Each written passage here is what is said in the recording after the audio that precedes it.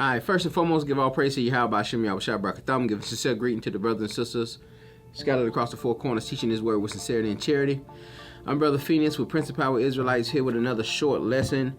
We'll just go over the Ecclesiastes chapter 7, verse 7, and look a deeper look into that thing so we can get some better edification on. I see a lot of Israel pretty much use this scripture out of context and use it wrong. And a lot of times we just got to tighten up the doctrine because of the Christian apologists, because of those who are leaving the truth in bitterness, and they'll try to use these little misquotes against us, these misinterpretations against us, these bad exegesis of the text. They'll use anything that they can to discredit you as a teacher or discredit your doctrine.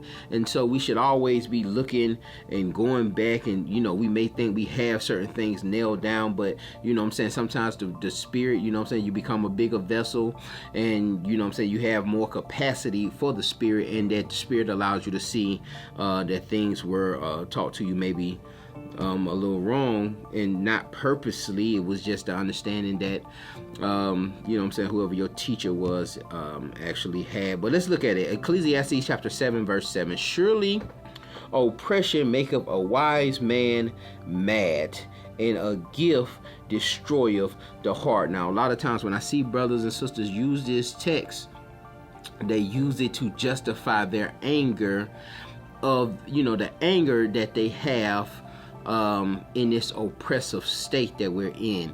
Oppression surely makes a wise man mad, and that should be your first clue to that's not really talking about anger, is that the wisdom, the wise part, it makes a wise man mad. So that wise man, it makes a smart man angry. That's pretty much what you're saying if you're exegeting the text that way.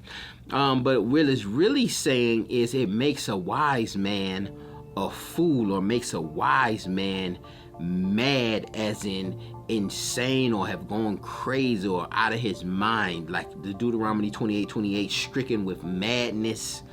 We can also go to 1 Samuel chapter 21. We'll do that. We'll go to 1 Samuel chapter 21. Give me 1 second.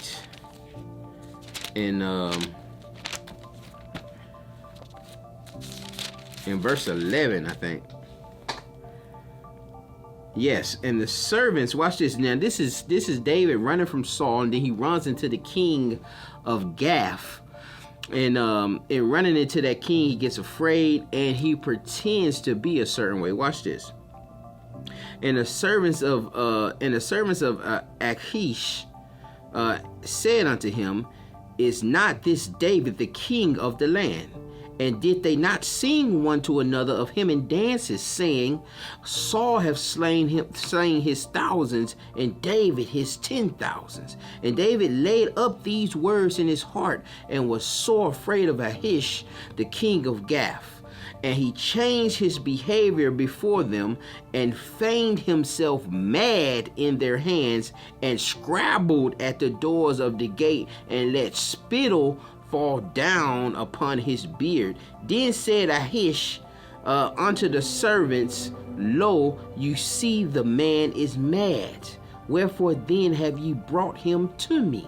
Have I need of mad men, that ye have brought this fellow to play the mad men in my presence? And so we see the text of the context of being mad, meaning somebody that's not in their right mindset. All right.